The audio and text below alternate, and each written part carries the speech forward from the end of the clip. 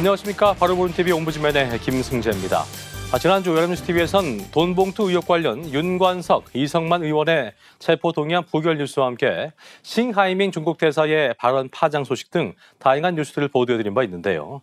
먼저 지난주 주요 뉴스부터 정리해보겠습니다.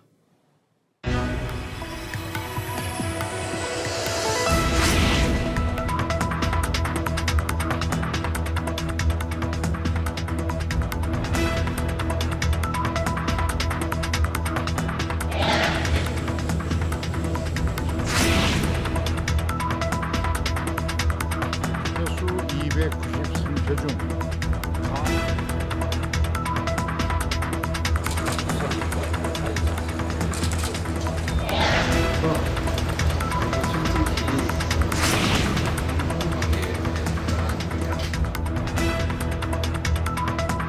你们一出，美国否定美国的闹剧。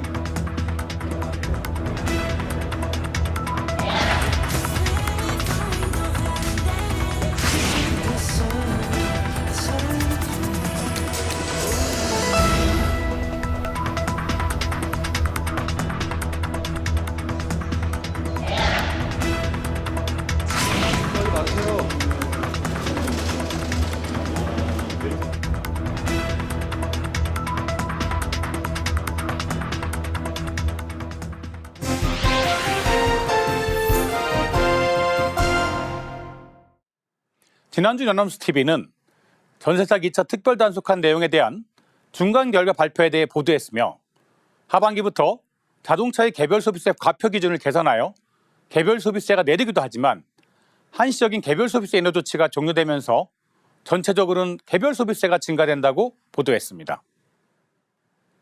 지난주 첫 소식은 지난 8일 국토부와 대검찰청, 경찰청이 전세사 2차 전국 특별 단속 중간 결과를 발표한 내용입니다.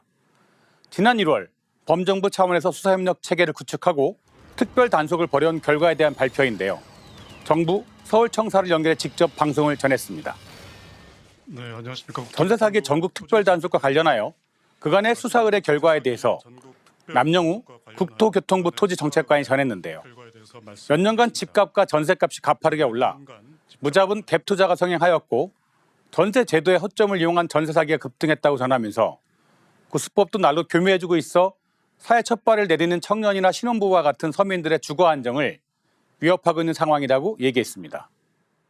국토교통부가 전세 사기 의심으로 수사 의뢰한 사항에 대한 통계에서는 전세 사기 의심 지역 거래별 보증금 피해 규모는 서울 강서구가 833억 원으로 가장 크게 나타났고 경기 화성시가 238억 원, 인천 부평구가 211억 원으로 그 뒤를 이었다고 합니다. 이번에 수사 의뢰한 거래와 관련된 피해 임차인은 총 558명이고 이 중 2030 청년층의 비율이 61.3%로 절반 이상을 차지하였는데요. 수사 의뢰한 전세 사기 의심자 중 970명은 공인중개사 및 중개보호조원 42.7%, 임대인 27.2%, 건축주 16.6% 순이라고 합니다.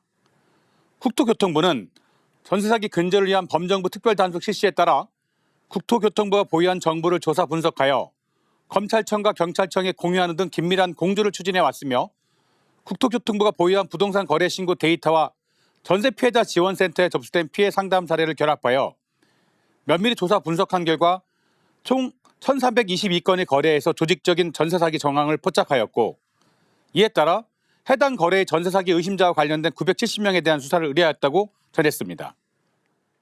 지난 8일 뉴스 17에서는 지난해 7월부터 10달간 경찰이 적발된 전세 사기 사범은 3,000명에 달했으며 경찰청 국가수사본부는 전세 사기 특별 단속을 벌인 결과 지금까지 전국에서 2,895명을 검거하고 이 중 288명을 구속했다고 전했습니다. 국토교통부가 부동산 거래 신고 데이터를 자체 분석해 전세 사기 의심자 970명을 수사 의뢰했고 검경은 수사 상황을 공유했는데요. 그 결과 지난 1차 단속 이후 900여 명이 추가 검거됐고 700여 명이 수사 선상에 올랐다고 합니다. 고의적이고 조직적으로 사기를 벌인 조직은 31개나 됐는데요. 이 중 전세사기 6개 조직, 41명에 대해 전세사기 최초로 범죄단체 조직죄가 적용됐다고 전했습니다. 임대인뿐만 아니라 수수료를 받고 불법 중개행위를 해준 공인중개사와 감정평가액을 고의로 부풀린 불법 감정행위자들도 무더기로 붙잡혔다는데요. 수사 과정에서 파악된 피해자는 3천여 명에 달했고 이들 중 절반은 사회초년생인 2030 세대였다고 합니다. 검찰은 죄에 상응하는 형이 선고될 수 있도록 공소 유지를 하는 한편 정부는 실질적 피해자 지원이 이루어질 수 있게 할 방침이라고 마무리했습니다.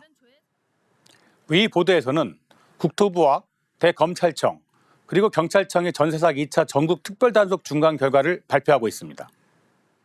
조직적인 전세사기 정황이 총 1,322건의 거래에서 발생했고 전세사기 의심자 중 공인중개사 및 중개보조원, 임대인, 건축투순의 비율이며 그리고 41명에 대해 전세사기 최초로 범죄단체 조직제 등으로 엄정하게 대응했다고 합니다. 또한 소위 업계약서 방식을 통한 사기 그리고 깡통 죽된만 사들이는 사기 방법 등을 전하고 있어 수치와 통계치 등을 통해 현 전세사기 현황을 잘 전달하고 있습니다. 다만 마지막 부분에서 업계약서 형태, 깡통 전세 형태 등 전세사기 형태를 보도했는데요. 실제 현재 발생하고 있는 전세사기 유형을 좀 더 세분화해 볼 수 있으므로 이에 대하여 간단한 유형을 나눠보고 각각에 대해서 간단한 방지책이라도 설명한다면 시청자들이 전세사기를 좀 더 명확하게 파악하고 대비할 수 있어 보입니다. 그리고 실제 전세사기에 해당하는지, 그래서 전세사기 피해자에 해당하는지에 대해서는 간단한 기준 제시가 필요해 보였습니다. 사기의 고의가 있었는지가 문제되지만 임대차 계약 초기부터 가장 임대인을 내세워서 계약을 체결했는지, 임대인이 자기 자본이 거의 없이 갭투자 형태로 임대차 계약을 체결했는지 등이 일응의 기준이 될 것입니다. 인천 미추홀거의 경우는 파악이 힘들어 보이긴 하는데요. 임대인이 건축회사를 운영한 경우였기 때문입니다. 결국 자금이 소진된 시기를 따져서 판단하고 있는 것으로 보입니다. 전세 사기는 실제 각각의 사건마다 구체적 모습이 달라서 피해자의 기준도 그에 따라 파악해야 하지만 되도록 어느 정도 유형을 나누어 설명하는 것이 시청자 입장에서 이해하기는 편할 것입니다. 그리고 이러한 전세 사기의 대책은 무엇인가도 파악해 볼 필요가 있어 보입니다. 앞으로 전세 사기가 계속적으로 발생할 것이 예상되고 하반기엔 피해가 더 늘 것으로 보이는데요. 특히 2021년 집값과 전세 가격이 급등했을 때 전세 계약을 체결한 경우가 24만 건으로 추산되고 있으며 그 만기가 올해 돌아옵니다. 현재 한국경제연구원이 추산한 전세보증금은 1,000조를 넘는 것으로 알려졌는데요.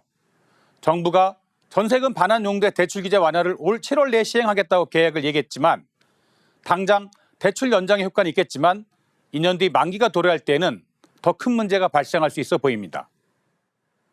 현재 역전세의 집을 매도하는 사례가 발생하고 있고 올해 하반기와 내년 상반기에 만기가 도래한 역전세 비중을 각각 30%로 분석하고 있는 상황에서 전세 사기범을 입건하고 처벌하는 것보다 급한 것은 여러 가지 대책들을 세워 전세 보증금 반환 관련 리스크를 줄이는 것이 필요하다는 멘트가 필요해 보입니다.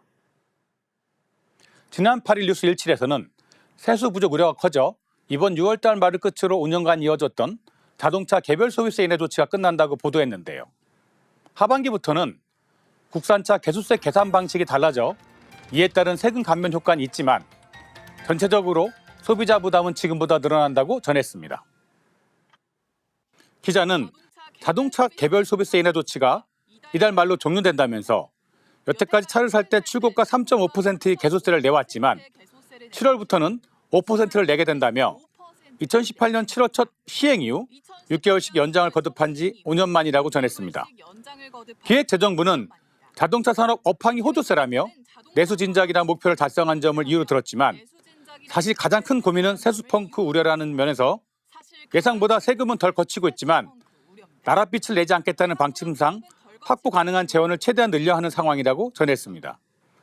이에 따라 출고가 4,200만 원인 현대자동차 그랜저의 경우 개수사 부담이 90만 원 늘어나게 되며 다음 달부터 국산차에 대해 개수사 계산 방식이 달라져 개수세 54만 원이 줄어들지만 이를 감안해도 실제 소비자 부담은 지금보다 36만 원 증가한다고 합니다. 정부는 다른 자동차 개수세 특례는 더 시행하기로 했는데요. 하이브리드차, 전기수소차 개소세 100% 명제는 내년 말까지를 한도로 유지되며 자녀가 3명 이상이면 승용차를 구매할 때 300만 원 추가 감면하는 조치도 계속 시행된다고 마무리했습니다. 현재 수입차보다 국산차에 개별 소비세가 더 많이 부과되고 있다는데요. 국세청에 따르면 현재 국산차는 소비자 판매 가격을 과표로 삼는 반면 수입차는 유통 판매 마진이 포함되지 않은 수입 신고 가격으로 개소세를 산출하고 있다고 합니다. 이 때문에 같은 값이라도 국산차 개소세가 더 높게 나온다는 지적이 있다는데요. 세정 당국이 개별 소비세를 낮추기 위해 세금 계산 방식을 개선한다고 전했습니다.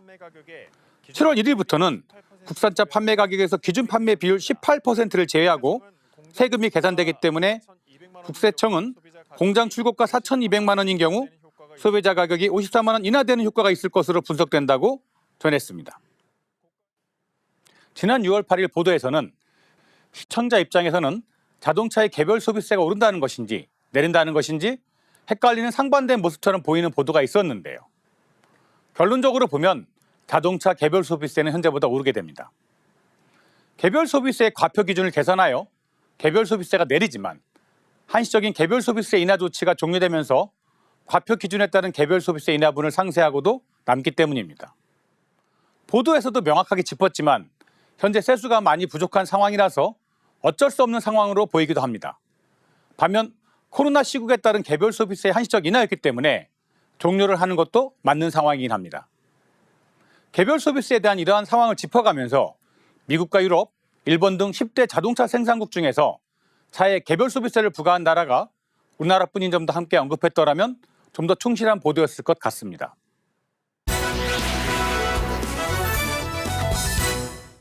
자, 이번 시간은 주말에 방영되는 제작 프로그램을 대학생의 시선으로 분석하고 평가해보는 시간이죠. 캠퍼스 TV 리포트입니다. 이번 주에는 한국외국어대학교 오다영 학생과 함께하겠습니다. 어서 오십시오. 안녕하세요. 네, 자, 다영 학생 지난주에 어떤 프로그램 모니터링했습니까? 네, 저는 매주 일요일 오후 12시 40분에 방송되는 풍경여지도를 모니터링했습니다. 지난 11일에 방송된 풍경여지도에서는 바다와 산과 호수를 모두 즐길 수 있는 도시 강원도 속초에 대해 다뤘습니다. 그럼 자세한 모니터링 내용 지금부터 전해드리겠습니다.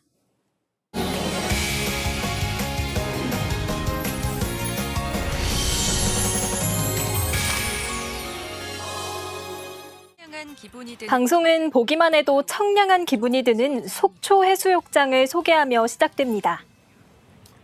마을 단위로 운영하는 주변의 다른 해수욕장들과 달리 속초 해수욕장은 시에서 직접 운영하기 때문에 수상 안전 요원들이 많이 배치되어 있다고 하는데요. 무인도가 떠 있는 망망대해를 바라보며 한가로운 시간을 즐기다 보면 저절로 힐링이 되는 이곳. 하얀 물보라를 일으키며 질주하는 모습은 보기만 해도 가슴이 뻥 뚫리는 듯합니다. 풍덩 빠져들고 싶지만 아직은 차가운 바다. 하지만 해변의 낭만을 즐기기엔 부족함이 없다고 하는데요. 다양한 이색 해변 조형물을 동무 삼아 추억을 남겨볼 수 있다고 합니다. 한편 수영하는 사람들이 없는 바다는 서퍼들의 천국입니다. 체온을 유지해주는 수트를 멋지게 챙겨 입고 바다로 향하는 무리. 연령도 성별도 제각각이지만 열정만큼은 모두 똑같다고 하는데요. 서핑보드를 챙겨 들고 바다로 뛰어들기 전 준비 운동은 필수. 서핑에 처음 도전장을 내민 사람들도 어렵지 않고 안전하게 배울 수 있는 서핑 입문 강습도 준비되어 있다고 합니다. 바다로 나가기 위해 서핑보드에 엎드려 양팔을 번갈아 저어 앞으로 나아가는 동작인 패들링부터 윗몸을 일으켜 두 다리를 끌어와 서는 기술까지 연습해 보는데요. 모든 준비를 마친 후 본격적으로 물살을 헤치고 바다로 나가면 파도와 하나가 되는 짜릿한 기분을 맛볼 수 있다고 합니다.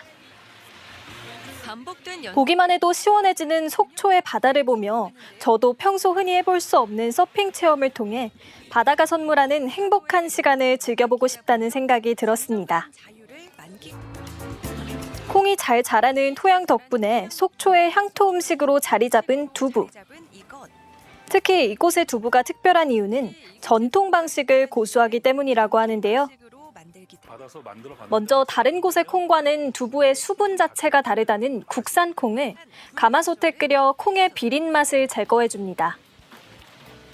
비지와 콩물을 분리하는 과정에서 비지를 먼저 걸러내지 않고 그대로 콩물을 짜내면 영양분이 더 풍부한 두부를 만들 수 있다고 하는데요. 세심한 간수 조절이 바로 두부의 맛을 좌우하는 비법이라고 합니다.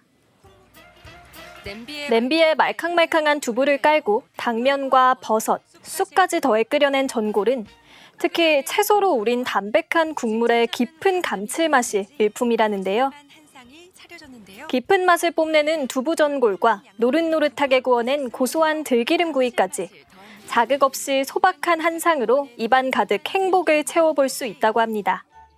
금강산과 견줄만한 비경을 간직한 설악산은 30여 개의 높은 봉우리가 펼쳐진 우리나라의 대표 명산인데요. 케이블카를 타고 10분 정도 오르면 하늘을 찌를 듯 아찔하게 솟은 돌산을 만날 수 있다고 합니다. 사람보다 큰 바위가 늘어서 있는 모습이 자연의 힘인가 싶지만 사실 이곳은 고려시대의 천연암벽 요새, 권금성이 있던 자리라고 하는데요. 전설에 의하면 권씨와 김씨성을 가진 두 장사가 냇가에 돌을 던져 올려 하루 만에 쌓은 성이라고 합니다. 권금성은 설악산이 품은 최고의 절경, 공룡능선이 한눈에 담기는 명소기도 하다는데요. 기암절벽에 올라 세상을 발 아래 두는 호사를 노려보고 천년의 전설을 간직한 바위의 소원을 빌어보며 세상의 모든 시름을 잊어볼 수 있는 곳이라고 합니다. 동명안 끝자리 넓은 바위가 흩어져 있는 영금정은 파도가 부딪힐 때마다 검은고 소리가 난다고 해서 붙여진 이름이라고 하는데요. 돌산이 사라지고 안반만 남은 자리에서 그 옛날 선조들이 즐겼을 풍류를 상상하며 아쉬움을 달래본다고 합니다. 이제는 돌산 대신 바다 위에 떠 있는 듯한 해돋이 정자와 언덕 위에 놓인 정자 전망대가 운치를 더해준다고 하는데요. 돌산을 오르듯 가파른 돌계단을 오르면 눈앞에 고풍스러운 정자가 나타납니다. 돌산을 정자에 비유했던 선조들의 멋을 따라 지은 정자전망대는 탁 트인 시야 사이로 푸른 바다와 방파제, 그리고 갯바위가 어우러진 절경을 감상할 수 있는 곳이라는데요. 쌍둥이처럼 마주보고선 해돋이 정자 역시 구름다리 끝에 걸려 눈길을 사로잡는다고 합니다. 넘실대는 파도 옆으로 길게 이어진 돌다리. 동명대교를 건너 정자에 다가갈수록 수평선이 가까워지는 느낌이 드는 이곳은 무엇보다도 파도 소리가 잘 들려 옛 영금정의 매력을 느낄 수 있는 최적의 장소라고 합니다. 넘실대는 파도에 몸을 맡긴 채 바다를 누리는 짜릿함을 맛보고 거친 산세만큼 든든한 난공불락의 요새에서 설악산의 진면목을 느껴볼 수 있는 강원도 속초에서의 푸릇푸릇한 여정을 마치며 방송은 마무리됩니다. 자, 모니터링 내용 잘 봤습니다. 다영 학생 이번 풍경지도 보면서 어떤 점이 가장 와닿았나요? 네, 저는 속초로 여행을 가면 늘 맛있는 먹거리들을 즐기기 바빴는데 자연의 아름다움과 옛 역사까지 담겨있는 명소들이 정말 많다는 점이 가장 인상 깊었습니다. 다음에 속초로 여행을 떠나게 된다면 저도 반드시 오늘 소개된 명소들의 방문에 자연이 선물하는 휴식을 즐겨보고 싶다는 생각을 했습니다. 네, 저랑 똑같은 생각을 하셨군요. 자, 그럼 마지막으로 이번 풍경지도에 대한 다영 학생의 한 줄 평 들어볼까요? 네, 저의 한 줄 평은 바다의 광활함과 호수의 잔잔함을 한 번에 마주할 수 있는 곳 강원도 속초입니다. 네, 조만간 속초 꼭 한번 가봐야겠습니다. 자, 지금까지 한국외국어대학교 오다영 학생과 함께했습니다. 수고하셨습니다. 고맙습니다.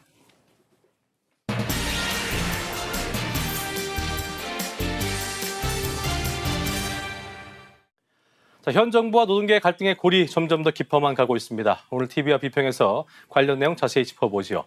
도움 말씀에 한국방송통신대학교 이성민 교수와 함께하겠습니다. 어서 오십시오. 안녕하세요. 예, 반갑습니다. 자, 한국노총이 지난 7일 긴급회의를 열고 대통령 소속의 사회적 대화기구죠. 경제사회노동위원회 참여를 전면 중단하겠다 이렇게 밝혔는데, 자, 먼저 왜 이런 일이 벌어지게 된 건지 관련 보도 내용부터 짚어주시죠. 네, 한국노총은 지난 7일 전남 광역 지역지부회의실에서 제100차 긴급중앙집행위원회를 열고 경사노위를 통한 사회적 대화의 전면 중단을 결정했다라고 밝혔습니다. 네. 한국노총이 경사노위 참여 중단을 선언한 것은 박근혜 정부 때인 2016년 1월 이후 약 7년 5개월 만의 일인데요. 당시에는 불참 선언 이후에 문재인 정부 때인 2018년 1월에 경사노위에 복귀했던 바 있습니다. 다수의 언론들은 지난달 31일 전남 광양제철소 앞에서 고공농성 중이던 김준영 한국노총 전국금속노조연맹 사무처장이 경찰 진압 과정에서 다치는 사건이 발생한 것을 직접적인 원인으로 지목하고 있습니다. 특히 병원에서 치료를 받고 있던 김 사무처장이 특수공무집행 방해 치상 등의 혐의로 구속되면서 노동계의 반발이 더욱 거세졌습니다. 동아일보는 그동안 한국노총이 정부와 대립각을 세우면서도 이달 1일에 노사정 간담회를 열기로 하는 등 대화의 끈을 놓지는 않았지만 지난달 31일 경찰의 강경 진압 이후 분위기가 급변했다라고 보도했습니다. 연합뉴스도 이번 회의 장소인 광양이 김준영 사무처장이 지난달 31일 체포된 지역이란 점에서 한국노총이 경찰에 항의하는 차원에서 회의 장소를 광양으로 정했다라고 보도했습니다.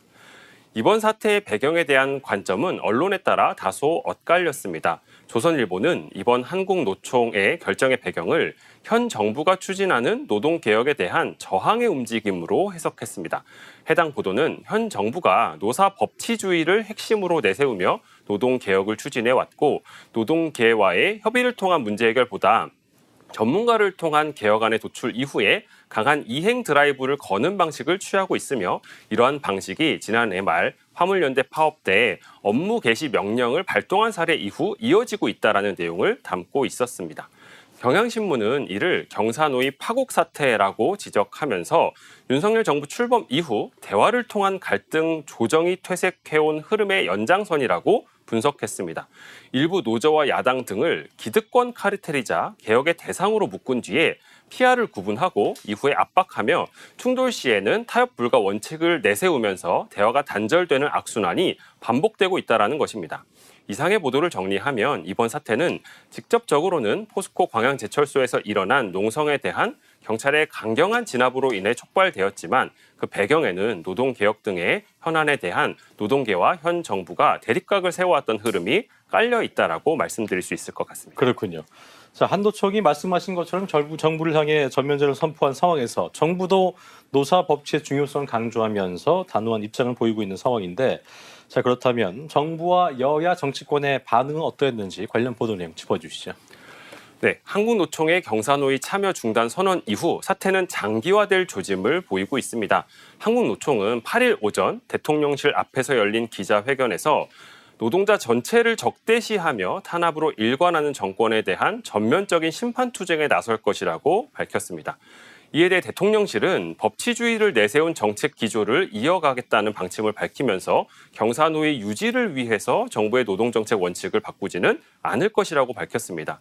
이에 대해 경향신문은 지난달 말에 광양제철소 고공농성 진압에 대해서도 경찰의 폭력 진압이라는 한국노총의 입장과 정당한 공권력 행사였다는 정부의 입장이 충돌하는 상황이라고 지적하고 있습니다. 정부는 단호한 입장을 이어가고 있습니다.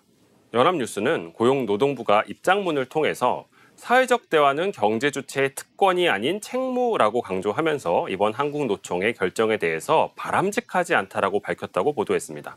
고용노동부 이정식 장관은 지난 8일 한국경제TV와의 인터뷰에서 이번 강경 진압을 노사 법치주의 확립 과정이라고 강조한 바도 있습니다. 야권에서는 현 정부의 노동 정책을 비판하며 사회적 대화의 복구를 촉구하고 있습니다. 뉴시스의 보도에 따르면 박광온 더불어민주당 원내대표는 국민통합의 기반을 다져온 경사노위의 틀이 깨질 위기에 빠졌다라고 이번 사태를 비판했고 더불어민주당 윤건영 의원은 현 정부가 노동을 화풀이 대상이나 샌드백으로 생각하고 있다라고 강한 어조로 비판했습니다. 이에 대해서 여권에서의 반박도 이어졌는데요. 경향신문의 보도에 따르면 김기현 국민의힘 대표가 정당한 법 집행에 흉기와 폭력으로 저항하는 것이 용인된다는 뜻이냐라면서 이번 한국노총의 결정에 대해 비판했고 일부 여당 인사들은 한국노총에 대해서 색깔론도 펼쳤다라고 보도했습니다. 다만 정부의 책임 있는 대응이 필요하다라는 반응도 있었는데요. 안철수 의원은 정치적으로 해결을 할 수 있었던 부분이라면서 정책 역량의 부족을 지적했고 국민의힘 이양수 원내 수석 부대표도 한국노총이 경사노위에 참여할 수 있는 분위기를 정부가 조성할 필요가 있다라고 밝혔습니다. 홍준표 대구시장도 정부가 대화의 끈을 놓지 말고 적극 소통에 나서야 한다라고 지적하고 있었습니다. 그랬군요. 자, 이렇게 민노총에 이어서 한노총까지 정부의 대화를 좀 거부하게 되면서 정부의 노동개혁도 중대 기로에 놓이게 된 모습인 것 같은데 자, 앞으로 정부의 노동개혁 어떻게 흘러갈 것인지에 대한 관련 보도 내용 있을 것 같은데요. 짚어보죠. 다수의 언론들은 이번 한국노총의 경사노위 불참으로 앞으로의 노동개혁의 동력이 약화될 수 있다는 우려를 제기하고 있었습니다. 동아일보는 노동시장 이중구조 개선 등 다수의 노동개혁 과제가 첨예한 갈등 구조를 담고 있다는 점에서 상황이 장기화될 경우에 정부의 노동개혁에 차질이 불가피할 것이라고 지적했습니다. 서울경제도 사회적 대화를 통해 노동개혁의 쟁점을 좁히고 공감대를 만들어야 하는 중요한 시점에서 장애물이 생겼다라는 박지순 고려대 노동대학원장의 발언을 인용해서 보도한 바 있습니다. 뉴시스는 구체적으로 현재 경사노위의 근로자위원 4명이 모두 한국노총 소속이거나 추천 인사라는 점에서 경사노위 본위원회에서 의제를 논의하기 어려워졌다라고 지적하고 있습니다. 중앙일보는 이에 대해서 경사노위에 참여할 수 있는 노동단체가 사실상 한국노총과 민주노총 두 곳뿐인 현행 경사노위법을 개정해서 청년과 여성, 비정규직 근로자로 범위를 확대하려는 움직임도 있다라고 보도했습니다. 서울경제도 정부가 새로 고침 노동자 협의회와 같이 새로운 노동계 파트너를 찾아왔다는 점에 주목하면서 한국노총의 보이콧을 계기로 양대 노총 없이 일방향 개혁으로 방향을 틀 수도 있다는 점을 지적했습니다. 경향신문은 노동개혁을 위한 사회적 대화를 맡는 경사노위가 유명무실한 상태에 놓이면서 정부의 일방향 추진의 드라이브만 부각될 가능성이 높아졌다라는 우려를 제기했습니다. 서울경제도 양대 노총을 배제한 노동개혁은 노정 갈등을 심화시킬 수 있다라는 우려를 제기했습니다. 한겨레는 정부가 앞으로 노동개혁의 이름으로 내놓을 관련 정책들이 추진 과정에서 큰 사회적 갈등이 예상되는 데다가 사회적 대화 없이는 한 발짝도 나아가기 어려운 것들이란 점에 주목했습니다.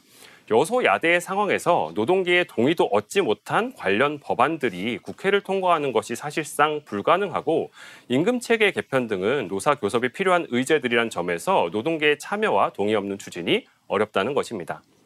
이를 정리하면 이번 사태로 노동개혁의 추진을 위한 사회적 대화가 필요한 상황에서 이를 위한 경사노위의 역할이 무력화될 수 있다는 점에 대해서 언론들은 우려를 제시하고 있었고 정부의 일방향적인 개혁 시도가 가져올 갈등의 심화와 산적한 구조적 문제들에 대한 해결의 지연 등에 대해서 우려를 제기하고 있는 것을 확인할 수 있었습니다. 그랬군요.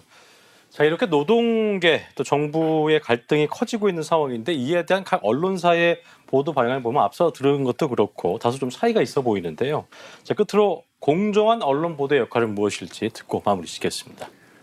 네, 노동개혁과 관련된 일련의 이슈들에 대해서 각 언론사들은 이슈에 접근하는 방식과 보도의 프레임, 논조 등에서 많은 차이를 보였습니다. 예. 고공농성에 대한 진압 과정에 대해서도 경찰의 과잉 진압이라는 보도가 이어지자 보수 언론을 중심으로 노조원들의 격렬한 저항을 강조하는 방식의 보도로 대응한 것이 대표적입니다. 조선일보는 고공농성 중 경찰의 쇠파이프 공격이라는 헤드라인을 내세웠고 한겨레는 경찰 고공농성 노조원의 머리에 1분간 내리쳐라는 헤드라인으로 해당 사안을 보도했습니다. 이번 경사노위 참여 중단 사태에 대해서도 주로 경제지들은 한국노총의 결정에 대한 비난을 담은 보도를 이어갔습니다. 서울경제는 대화 걷어차고 강경투쟁 선언, 노동개혁 발목 잡는 제1노총이라는 헤드라인을 내세웠고 매일경제는 내년 총선 볼모로 대화 판깬 노조라는 제목으로 이번 사태를 정치적인 목적과 연결시키곤 했습니다. 반면에 경향신문은 대화 조정 사라지고 갈등에서 파국으로라는 제목을 내세웠고 한겨레도 사회적 대화 버리고 대결 택했다라는 제목의 기사로 현 정부의 노동 정책을 비판했습니다. 모든 언론은 어떤 이슈에 대해서 각자의 관점과 견해를 가지고 있습니다. 다만 언론은 이를 보도하는 방식에 있어서는 독자가 다양한 관점과 정보를 바탕으로 판단할 수 있는 기회를 제대로 제공하기 위해서라도 최대한 공정한 태도로 사안에 대해 접근할 필요가 있습니다. 그럼에도 이번 사안은 노동개혁이라는 첨예한 쟁점을 둘러싼 프레임 대결의 양상이 강하게 나타나면서 공정한 보도의 원칙과는 다소 거리가 있는 보도들이 쏟아지고 있습니다. 언론이 스스로 쟁점의 행위자로서 참여하려는 태도야말로 불공정한 보도로 이어지는 가장 큰 요인이라 할 수 있습니다. 이럴 때일수록 언론은 자신의 본연의 역할에 집중하고 다양한 관점을 균형 있게 소개하는 공정한 태도를 유지하기 위해서 더욱 노력해야 할 것입니다. 예, 알겠습니다. 지금까지 한국방송통신대학교 이성민 교수와 함께했습니다. 오늘 말씀 고맙습니다. 감사합니다.